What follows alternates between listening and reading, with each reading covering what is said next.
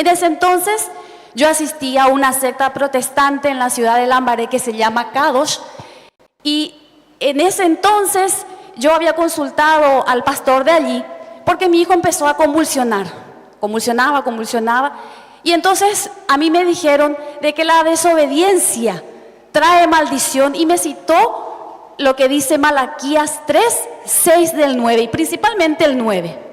Pero un buen día ese pastor nos cerró la puerta a mi hijo y a mí. ¿Quién le cerró la puerta? El pastor de esa iglesia que se llama Kadosh. Una iglesia muy conocida, mucha gente va allí. Bueno, fue así que yo deambulando de aquí para allá buscándole a Dios y buscando una respuesta de Dios por las convulsiones de mi hijo, deambulé por todos lados. Y fue así que he conocido todas las iglesias evangélicas, protestantes, sectas del Paraguay. Muchos pastores me conocen. Y todos siempre me decían, en algo estás fallando, por eso vos estás así, seguramente le estás robando a Dios tu diezmo. Porque yo nunca podía dar mi diezmo por la salud de mi hijo, porque eran muchos gastos, padre. Y eso es lo primero que te dicen, tu diezmo, y nadie nunca te dice qué necesitas, hermana. Tal es así que hace 3 años atrás, la Madre Santísima, y de quien yo doy testimonio de que es verdad su amor, su omnipotencia suplicante, y la Madre me llevó hace 3 años a su iglesia, a la casa de Dios. Y allí cuando hace 3 años atrás, en una Semana Santa, me ve el sacerdote y me dice, hija, ¿por qué tu hijo todavía no está bautizado? Y yo con este tema de Malaquías, yo decía, ¿será que mi hijo se puede bautizar? Claro, me dice, tráele el sábado de gloria, vamos a bautizarle. Y desde ese entonces, padre, mi hijo jamás convulsionó. Desde hace 3 años, para la gloria de Dios y para la honra de mi madre, la Virgen María Santísima. Mi pregunta para que usted le responda a todos esos pastores quitaplatas, engañadores, que mucho me hicieron sufrir. ¿Es verdad, padre, que mi hijo tenía una maldición por lo que dice Malaquías 3 del 6 al 9? Esa es mi pregunta. Bendiciones, mis queridos hermanos, sean bienvenidos a este video que estoy seguro nos va a edificar mucho nuestra fe católica. No hay que confundirnos, hay que estar firmes en nuestra fe, mis queridos hermanos. Pues no voy a intervenir mucho, espero que disfrutemos este video, esta enseñanza que estoy seguro, mis queridos hermanos, nos va a servir en el futuro para defender nuestra Santa Iglesia Católica. Pues comenzamos. Va a preguntar ahí. Ajá. Bueno, yo te quiero preguntar una cosa. Ajá. Mi abuelo dice que lo único que hay que hacer es encerrarse en tu pieza y rezar en vez de irse a la iglesia. ¿Cómo puedo hacer para que cambie de opinión? En Hebreos capítulo 10, versículo 23, dice la Biblia que eso no es correcto, y lo vamos a escuchar. Tiene que decirle a su papá, mientras ella lo encuentra, o a su abuelo, decirle que ¿qué le parece a él? ¿Qué le parece a él que nunca lo visitara la familia? Si le gustaría que los hijos no le visiten, que los nietos no le visiten, que no se reúnan como familia, que cada quien esté en su casa y que no vaya a visitar a su abuelo, o que se reúnan como familia.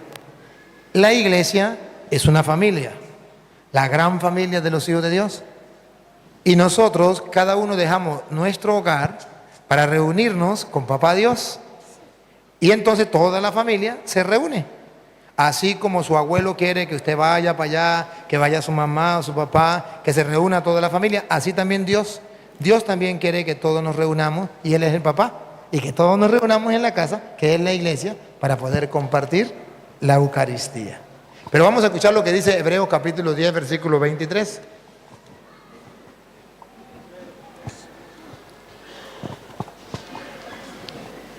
Gracias, niña. Muchas gracias por su pregunta. Muy buena su pregunta. Ahora vamos a oír lo que dice la Biblia. Sigamos profetizando nuestra esperanza Otra sin vez. que nada nos pueda conmover. Otra vez. Sigamos profesando nuestra esperanza ¿Sigamos qué? sin que nada nos pueda conmover. ¿Sigamos qué? Sigamos profesando Ajá. nuestra esperanza Sigamos profesando nuestra esperanza sin que nada nos pueda conmover. sin que nada nos pueda conmover. Y oiga lo que viene. Ya que es digno de confianza aquel que se comprometió. Tratemos de incitarnos el uno al otro. Tratemos de incitarnos el uno al otro. ¿A qué? Vamos a ver. En la forma de amar y hacer el bien. Y escuche lo que viene. Siga.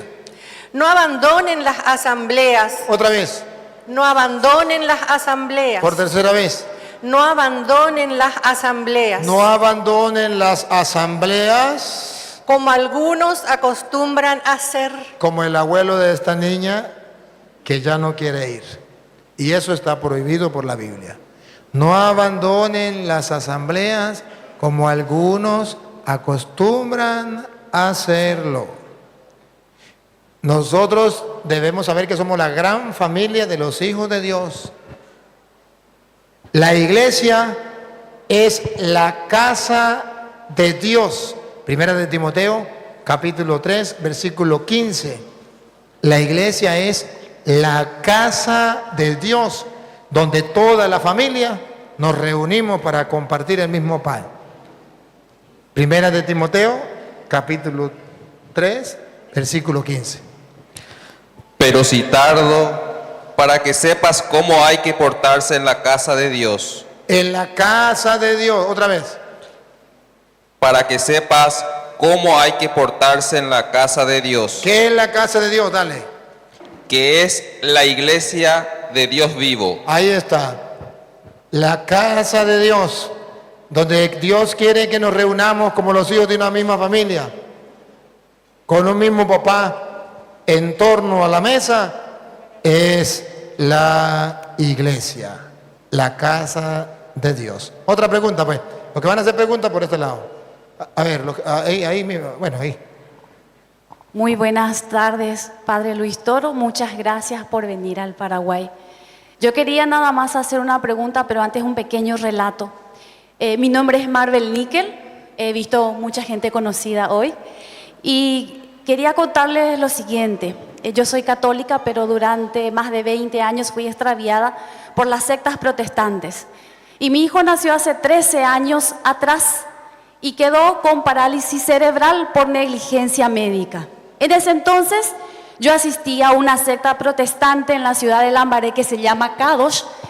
Y en ese entonces yo había consultado al pastor de allí porque mi hijo empezó a convulsionar. Convulsionaba. Y entonces a mí me dijeron de que la desobediencia trae maldición y me citó lo que dice Malaquías 3, 6 del 9 y principalmente el 9. Pero un buen día ese pastor nos cerró la puerta a mi hijo y a mí. ¿Quién le cerró la puerta? El pastor de esa iglesia que se llama Kadosh. Una iglesia muy conocida, mucha gente va allí. Bueno, fue así que yo deambulando de aquí para allá buscándole a Dios y buscando una respuesta de Dios por las convulsiones de mi hijo, deambulé por todos lados. Y fue así que he conocido todas las iglesias evangélicas, protestantes, sectas del Paraguay. Muchos pastores me conocen. Y todos siempre me decían, en algo estás fallando, por eso vos estás así. Seguramente le estás robando a Dios tu diezmo. Porque yo nunca podía dar mi diezmo por la salud de mi hijo. Porque eran muchos gastos, padre. Y eso es lo primero que te dicen, tu diezmo, y nadie nunca te dice qué necesitas, hermana. Tal es así que hace 3 años atrás, la Madre Santísima, y de quien doy testimonio de que es verdad su amor, su omnipotencia suplicante, y la Madre me llevó hace 3 años a su iglesia, a la casa de Dios. Y allí cuando hace 3 años atrás en una Semana Santa me ve el sacerdote y me dice, hija, ¿por qué tu hijo todavía no está bautizado? Y yo con este tema de Malaquías, yo decía, ¿será que mi hijo se puede bautizar? Claro, me dice, traerle el sábado de gloria, vamos a bautizarle en la misa, me dijo, después de la misa. Entonces yo le llevé a la iglesia Santa María del barrio del mismo nombre, y así mi hijo fue bautizado allí por este sacerdote, que dicho sea de paso, jamás nos cobró un solo centavo, un solo guaraní. Y desde ese entonces, Padre, mi hijo jamás convulsionó. Desde hace 3 años, para la gloria de Dios y para la honra de mi madre, la Virgen María Santísima. Y niños así saben muchos, porque muchos tienen hijos así, que se resfrían de la nada, que se enferman de la nada. Pero mi hijo nunca más, ni siquiera un resfrío tuvo desde que se bautizó. Y ahora estoy orgullosa de tenerlo aquí, Padre. Y mi pregunta, para que usted le responda, a todos esos pastores quitaplatas, engañadores, que mucho me hicieron sufrir, ¿es verdad, Padre, que mi hijo tenía una maldición por lo que dice Malaquías 3, del 6 al 9? Esa es mi pregunta. A ver si le entendí la pregunta. La pregunta es que si es verdad que su hijo tiene una maldición por Malaquías 3, 9. Así mismo, que es lo que ellos me dijeron siempre. Vamos a escuchar qué dice Malaquías 3, 9. Estáis repletos de maldición, pues me defrauda la nación entera. Léalo desde el 5, a ver. Desde el 6. Desde el 6 al 9. Yo, Yahvé, no cambio, pero vosotros, hijos de Jacob, no termináis nunca. Desde los tiempos de vuestros antepasados venís apartándoos de mis preceptos y no los observáis.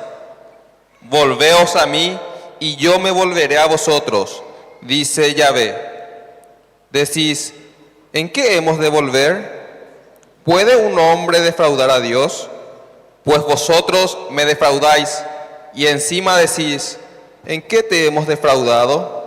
En el diezmo y en la ofrenda reservada.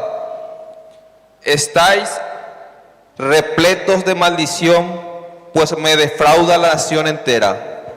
Bien, esto que habla del diezmo, el diezmo es del Antiguo Testamento, Malaquías es del Antiguo Testamento, y le está hablando al pueblo de Israel que le están robando el diezmo. Y realmente había gente que le robaba el diezmo a Dios. Pero han de saber los pastores evangélicos que por qué se le robaba el diezmo a Dios. Porque según dice Deuteronomio capítulo 26, versículo 12, Deuteronomio 26, 12, Dios había exigido el diezmo para dárselo a las personas pobres que no tenían, a los necesitados. Y como Dios está en el pobre, en el afligido, en el necesitado, si usted no daba el diezmo para el pobre y el necesitado, usted le estaba robando a Dios. Pero nunca el diezmo era para los pastores evangélicos. Nunca. Era para el sacerdote, porque el sacerdote no tenía sueldo. Era para el sacerdote porque el sacerdote comía de lo que la gente diera. Pero era para el forastero, para la huérfana, para la viuda, óiganlo. Cuando el tercer año, el año del diezmo, hayas acabado de apartar el diezmo de toda tu cosecha y se lo hayas dado al levita, al forastero, al huérfano y a la viuda. Ahí está claro, al forastero, al levita, al huérfano y a la viuda. 4 grupos que había en el pueblo de Israel, que Dios se identificaba con ese grupo, con el sacerdote. ¿Por qué? Porque era su ministro y además no tenía sueldo, trabajaba del altar. Segundo, al huérfano, su papá y su mamá. La viuda, se murió el marido. Para el pueblo de Israel, una viuda era una desgraciada. Para el forastero, venía de otra parte, necesitaba. Entonces el diezmo era que Dios se preocupa del pobre, del necesitado. Pero Dios, en vez de venir Él con una bolsa de comida, entonces mueve el corazón del creyente y le dice: en mi lugar usted le va a dar comida a esta persona pobre. Y eso era el diezmo, la 10ª parte de los productos del campo era para los pobres, para que todos comieran. Nunca era para que una persona vendiera los productos del campo y se agarrara el dinero para él tener riquezas, campos, para tener aviones, jet, o tener a lo mejor quintas. No, para eso no era. El diezmo no era para una persona, era para muchas personas pobres y necesitadas. Los protestantes, para robar a la gente, dicen: ustedes están robando a Dios porque no me está dando el diezmo a mí. Para yo tener una quinta bonita, para yo tener un carro último modelo, para yo tener un avión, para yo tener lo mejor, lujos. Si no me dan todos esos lujos, me están robando a Dios. Y los protestantes caen. Ya sé que cualquier protestante me puede decir: señor cura, y si yo quiero dar el diezmo, y si yo creo que a través del diezmo Dios me va a bendecir, ánimo, da el diezmo, pero como dice la Biblia, llévesela al sacerdote. Usted no lo va a llevar porque usted es evangélico, entonces no se la lleve al sacerdote. Todavía quedan 3 opciones más. Llévenselo al huérfano, llévenselo al forastero, llévenselo a la viuda. En castellano, llévenselo a los pobres. Les aseguro que si los protestantes no le dan el diezmo al pastor ladrón y se lo dan a los pobres que están en su comunidad, se ganarán el cielo, de aquello que Jesús dice: atesoren tesoros en el cielo. Tuve hambre, me dieron de comer, ese es el diezmo. Tuve sed y me dieron de beber, ese es el diezmo. Estuve enfermo, me visitaste. Era forastero. De Mateo 25, 31 en adelante. Ese es el diezmo del Nuevo Testamento. Ayudar al pobre como en el Antiguo Testamento. Anda, protestante, quiere ganarse el cielo con el diezmo. Sí, pero no se lo dé a los ladrones, esos que se llaman pastores, para enriquecerse. Dáselo, como dice la Biblia, a los pobres. Y hay muchos pobres. Entre ustedes mismos hay muchos evangélicos que son pobres. Reúna su platica y désela a una familia evangélica. Está bien, no se la dé a los católicos. Dásela a una familia evangélica, pero que no sea el ladrón del pastor, que los está robando a ustedes con la fe. Pero ellos dicen: pero es que la Biblia en Hechos capítulo 4 versículo 34, la Biblia dice que la gente vendía sus posesiones y las llevaba a los pies de los dirigentes de la comunidad. Sí lo dice, y lo vamos a leer. Pero también dice: ¿qué hacían con ese dinero? Vamos a ver.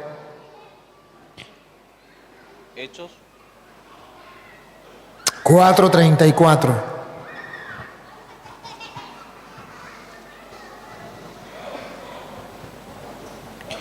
No había entre ellos ningún necesitado. No había entre ellos ningún. ¿De qué se preocupa Dios? De los necesitados. ¿Qué es lo que Dios quiere que hagamos nosotros? ¿Que ayudemos a quién? No dice a los pastores, ladrones. ¿A quién hay que ayudar? A los necesitados. Entre los cristianos, la ayuda es para los necesitados. Siga. Porque todo lo que poseían, campos o casas, los vendían, traían el importe de las ventas y lo ponían a los pies de los apóstoles. Ahí es donde los pastores dicen, ven, nosotros somos apóstoles. Vendan su carro, vendan su casa y tráiganlo todo y lo pone a los pies de nosotros porque somos los apóstoles. Pero ahora pongan la lupa. ¿Y qué hacían los apóstoles con ese dinero? Y vamos a compararlos con los evangélicos. Dale, ¿qué hacían? Y se repartía a cada uno según su necesidad. Lo repartían como lo hacen los pastores evangélicos en cada banco para tener bastante dinero. Lo repartían en una finca, en una mansión, en un carro para tener luz. No, lo repartía entre los necesitados evangélicos. Dígale a su pastor que agarre ese dinero y lo reparta entre los necesitados. Usted puede hacerlo. En la Iglesia Católica sabemos que el diezmo era para el pueblo de Israel, obligatoriamente, y la 10ª parte de los productos del campo. No era ni siquiera dinero, como hacen los protestantes. Ahora, en el Nuevo Testamento, Dios nos pide que sigamos ayudando a los pobres. Simbólicamente, que sigamos dando el diezmo. ¿Por qué digo simbólicamente? Porque ya no es la 10ª parte, puede ser más. Simbólicamente, ¿por qué? Porque ya no es obligatorio. Es lo que usted quiera dar, como dice Pablo en 2 de Corintios 9:6. El que tacañamente siembra, tacañamente cosecha. Vamos a ver cómo lo dice Pablo. Mirad, el que siembra con mezquindad, cosechará también con mezquindad. El que siembra en abundancia, cosechará también en abundancia. Que cada cual dé según el dictamen de su corazón. Que cada cual dé según le dicte. Prohibido el diezmo. Ahora es lo que le dicte el corazón. Ya no es la 10ª parte, eso ya pasó. Lo que le dicte el corazón, siga. No de mala gana. No de mala gana. Ni forzado. Ni forzado por el pastor que le está diciendo usted es un ladrón, maldito, te va para el infierno. Eso no es verdad, eso es mentira. Eso lo usan los protestantes para manipular, para amedrantar, para asustar a la gente y para robar a la gente. Como usted no quiere ser un maldito, pues le da al pastor todo el diezmo. Y el pastor, imagínense usted, si tiene 10 ovejas, ¿cuánto gana? El sueldo mínimo. Si tiene 20, gana más del sueldo mínimo. Si tiene 100, ¡oh! O sea que los pastores se están metiendo al bolsillo unas 10 veces más que lo que usted gana en el sueldo mínimo. 20 veces más, 50 veces más, 100 veces más de lo que usted se mete en el bolsillo. Y el diezmo era anual o cada 3 años. Y ellos lo hacen cada semana. Y era productos del campo y ellos piden ese dinero. Y era para los pobres y ahora ellos lo piden para ellos. Y maldito el que no lo dé. ¿Cuál es el problema de los protestantes? La Biblia dice que en el Antiguo Testamento se daba el diezmo, ahora tenemos que darlo simbólicamente. Pero, ¿cuál es el problema de los protestantes? Que dice que tiene que ser obligatoriamente la 10ª parte y para un ladrón que se ponga el nombre de pastor evangélico. ¿Cuál es el problema del católico? Que como no es obligatorio, no da nada. Ese es el problema. O da la monedita más pequeña. Y Pablo dice, el católico que siembra tacañamente, que da la ayuda tacañamente, tacañamente recibe. Ustedes podrían decir lo mismo que los evangélicos, pero padre, lo mismo que pasa con los evangélicos pasa en la iglesia católica. Yo conozco el cura tal que tiene mucho dinero, viene de casa, de familia rica, o tiene mucho dinero. ¿Para qué le voy a dar yo ayuda a él? ¿Se le respeta su libertad? No le dé nada. Pero no tiene excusa. Si ese cura tiene mucho dinero, su vecino está pasando hambre. Si es verdad que usted cree en Dios y obedece su palabra, no le dé a ese cura porque le cae mal, porque a lo mejor tiene dinero. Se lo recomiendo. Agarre de lo que usted gana, lo que usted quiera con alegría y repártalo entre los pobres. Y tendrás una mansión eterna en el cielo. Pero ¿cuántos católicos se olvidaron de los pobres? Y hoy hay una excusa para no ayudar a los pobres. Es que no quieren trabajar. Hay otra excusa para no ayudar a los pobres. Es que eso es lo que hace es pedir, y eso ya tiene como profesión pedir a la gente. Hay otra excusa.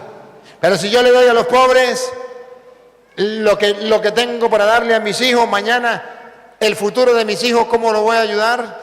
Se olvida que Dios es el dueño de la plata y del oro, del presente, del pasado y del futuro.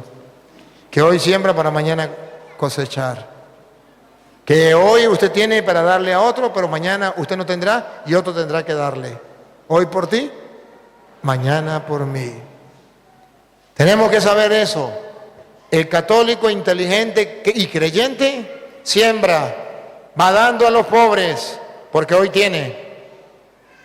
Mañana cuando no tenga, los pobres le van a dar a él. Porque el mundo da vueltas, se invierten. La moneda se invierte. Debemos confiar en el Señor y creer en Él. Entonces, es una manera de asustar a la gente diciéndole que es una maldición. Más claro ya no se puede, mis queridos hermanos. Una gran enseñanza. Espero que le mandemos a la persona que creamos que le va a servir. Nos vamos a estar viendo en otro video más con nuevas enseñanzas. Bendiciones, hasta pronto.